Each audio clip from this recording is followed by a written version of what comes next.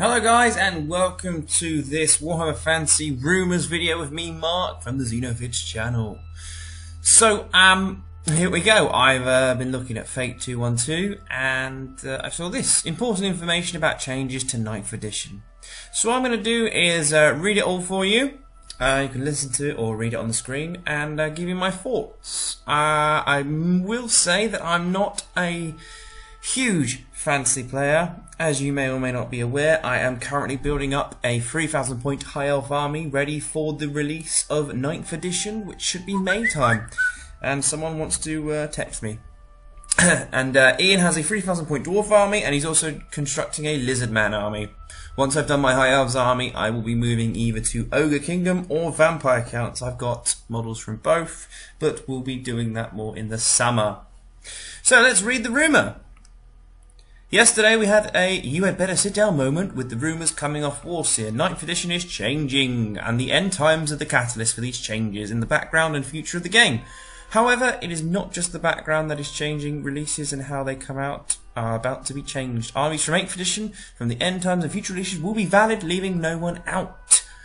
Okay, so far so good. I'm creating a high elf army, which is essentially an 8th edition army, which is good. I kind of knew end times was kind of the way fantasy was going, because if you go to any gaming hall or talk to anyone who plays Games Workshop products, it is 90% of the time 40k. That 10% is fantasy.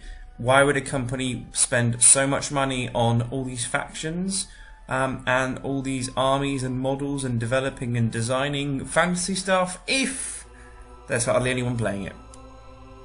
As always, there are still considered rumours. The source is stepping in to reveal some insight to the new changes that are coming, and blah blah blah blah. Take your time to absorb them via a very solid source. Whenever Fate 212 puts this, it's generally a good source.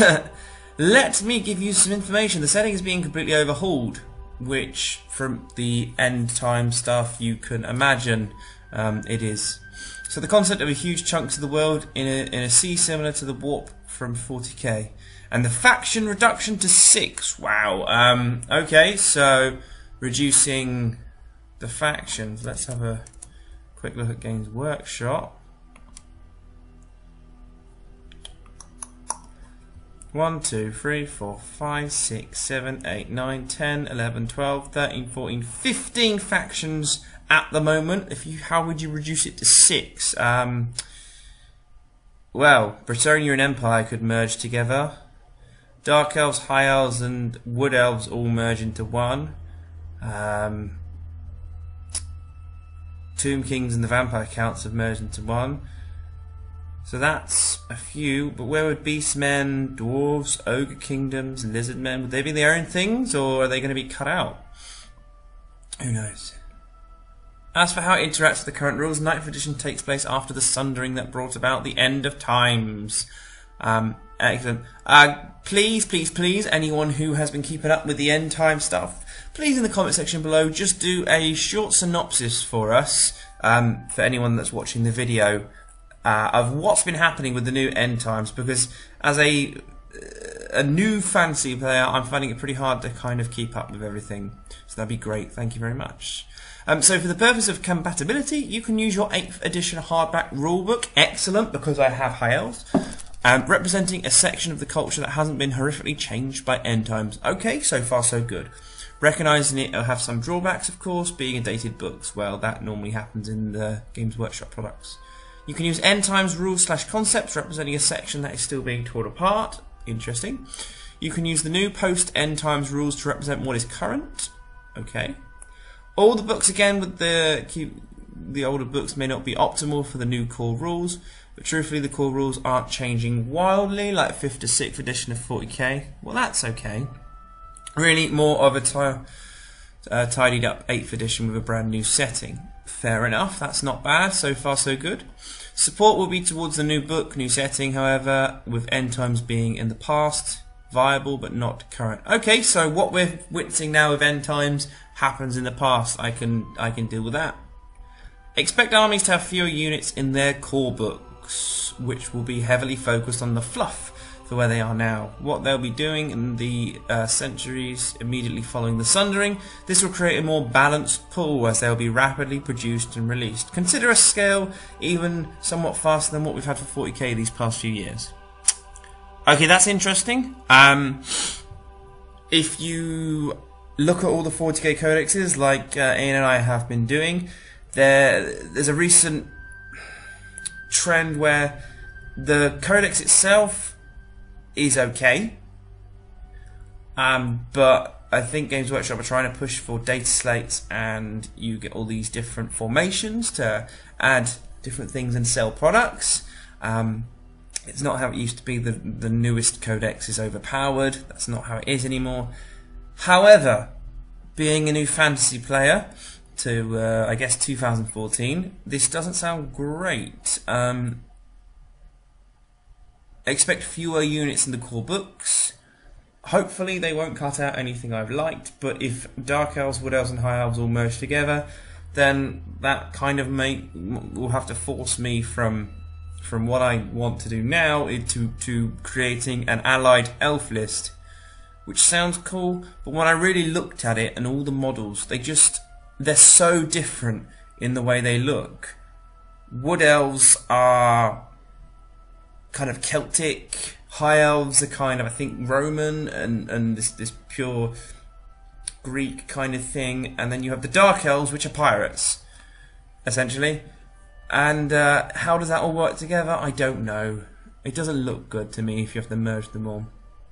Anyway, these will then be expanded on with supplements, not intended as money grabs, as I'm sure they'll be received by the majority of our readers, but more as guided hands to acknowledge deficiencies in books or even global meta changes.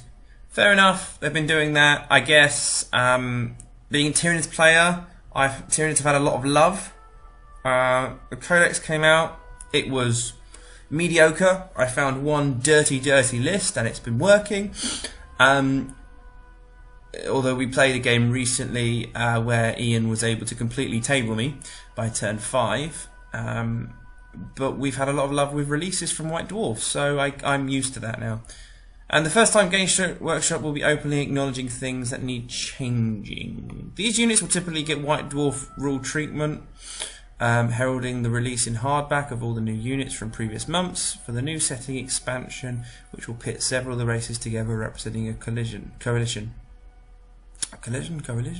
As these expansions are not permanent in the world, so too will these models not be. They're intended to only get one template injection mold life run, the same as the books will be printed only once in the hardback, then delayed paperback. Okay. They will of course remain legal throughout all of 9th, they will just be more limited eventually, the same as end time models will not be available forever. Okay, so if I wanted Nagash or something like that, I wouldn't be able to get it in the next couple of years. Interesting. Just with shorter life, I mean, you can't get Albion models anymore, but the campaign was before people whined on the internet, so I guess that's why no one's complaining. This will allow for more new models, as contrary to common belief, the storage and rejuvenation of these templates takes a lot of resources, which can be instead dedicated to new ones. On the topic of round bases, now this has annoyed me. The latest version I saw used round bases, but units had the option of ranking up to receive the typical bonuses. To rank up using round bases, it is intended to use new movement trays, which have circular cuts to hold the bases of the appropriate size. Nothing stops you from, and in many ways you're encouraged to, maintain unit formation the entire game, but you don't have to. Note that throughout all of Warhammer Fantasy, changing width/depth was an option, it's just rarely seen. So to summarise, you can skirmish, but it is in your interest to rank up for different reasons, like shield walling before a charge, for instance. You can alternatively always hold a formation and move the way we're all used. When I read that, I immediately thought of all those PC war games where Total War series, where you have your units in their formation and then you click move and they're kind of just running staggeredly and kind of in a skirmish formation until you rank up again. That might be a rule thing where you move and then at the end of your movement you can choose to sort out where your models are. But the round basis thing has really peed me off. Like I said, Ian's got 3,000 points of dwarves. I've got high elves, so I want to do them. Unless there's going to be new bases where you can fit your square bases in, or if it's something like that, then it's a little bit annoying. Unless, obviously, the circular bases and the square bases aren't too dissimilar in size, then we could kind of get away with it. At the end of, once I've read all of this, I'll talk about how me and Ian are probably going to play it. This will be a very big change. It's not because Games Workshop doesn't care about its old players. Old players? It's 2014, 2015. I want to play now.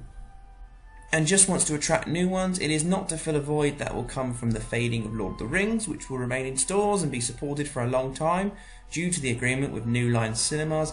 And also there's been some rumours about Peter Jackson in talks with the Tolkien family, again trying to do the Silmarillion movie.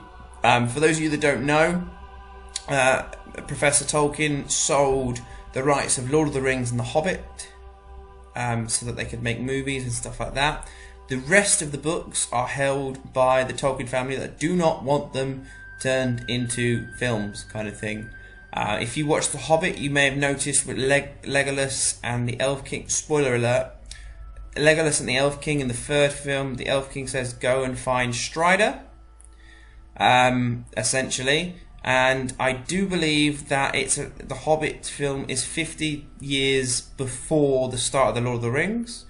Now some of you may say, well, why is Strider there? In Lord of the Rings he's not 50 years old. Basically Strider Aragorn comes from a line, his bloodline is from these pure men that could live longer, so that's essentially why he doesn't look like a 60-year-old, 70-year-old, 80-year-old pensioner at the start of Lord of the Rings. He actually looks like he's in his 30s, essentially. But Peter Jackson wants to make more Lord of the Rings movies. So Lord of the Rings, there may be more stuff in the future. Going back to the rumour, it is just a fresh look at a game that hasn't changed dramatically in how it's played since the dawn of the game and company. Okay, fair enough. If that's true, it's true. It will give everyone the opportunity and hopefully inspiration to do something new, but without invalidating everything from the past. It is opening room for creativity, not closing doors. I know when I've talked to gamers, they've said 40k, anyone can play, but it takes a true gamer to play fantasy because of things like movement, deployment, your tactics, your outflanking, and everything like that. Yes, army books will eventually feel to outdate, but that's the same with any new edition, which is true. And new army books will typically allow people to recreate what they used to. It just might not be the most effective thing they could do with the new book. The new faction are basically the opposite of Warriors of Chaos. There's a new faction? The new faction are basically the opposite of Warriors of Chaos, but good. The way Chaos Marines are the opposite of Space Marines, but evil. In terms of broad troops, I really hope this doesn't spawn some kind of debate about the morality of Space Marines. That's huge! A new faction, just thrown that in, the new faction are basically the opposite of Warriors of Chaos. Unless this faction are a combination of Britannia and Empire, which I'm seeing probably might not be, and wow, let's carry on. Lastly, nothing stops you from playing 8th and ignoring 9th the same way some people ignore end times, okay? Just understand that unlike Storm of Chaos, which was post-production, looked at alternative timeline, end of times is real, and 9th will begin where it is left off. Wow. So, then that... Okay. Let's get my head wrapped around it. 6 factions, okay? That would suggest to me that Games Workshop are making completely new armies, essentially, new models, over the next few years. They're starting again with fantasy, and this is the year they're doing it, essentially. And this is a long-term thing, not kind of an update. It's a whole new revolution, it seems, that I'm reading in between the lines. Having a new faction, you can't just have a new faction like Warriors of Chaos and say it's Empire and Britannia, because those models are not similar. Their rules are not similar. This would suggest to me that they're going to create the 6 factions for fantasy. They'll follow on with the stories and stuff. However, for example, they'll have an elf faction, and the elf faction you can use high elves, and say these high elves have stuck on Ulthuan and stuck to the old traditions, or they might have a faction which is the other creatures, maybe like lizard men and ogres and all that. They're not combined together, but they're part of this faction. And then Ian could be like, right, my lizards are still in this jungle world, and the ogre kingdom is still in the east, but they may not work together, obviously for obvious reasons, but I can still use them. Well, that's kind of huge. How do I see this? What's it going to do to affect me and Ian? Well, we're going to carry on doing what we're doing. We like the models we have, and I want to make a 3,000 point High Elves army. I'm not deterred to wait, because I've just bought 10 Phoenix Guard and 10 White Lions, and I'm assembling them, and I can't wait to paint them now at all. I want to paint them all. But this is crazy. The base is being circular. Maybe that won't affect it too much. Maybe in a year, when it comes to Christmas, I'll be putting a list up to Santa and friends and family saying, look, I need a new models fantasy because it's changed completely. But right now, being a guy who's starting to get into fantasy with the models, I don't really know what to say. So again, please leave your comments below about this rumour. Yes, it probably needs to be taken with a pinch of salt, but there's a lot of people talking about this. A lot of people. Things are changing in fantasy. So please, in the comment section below, someone leave a synopsis of the end time stuff so me and Ian can have a little look and see what's happening. And tell us what you think about this fantasy rumour. That's just crazy. That has blown my mind a little bit. The more I read this, the more I'm just guessing. A few more months, guys. 9th edition. Please comment, share, like and subscribe. I've been Mark on the Xenovids channel. We'll see you on our next video.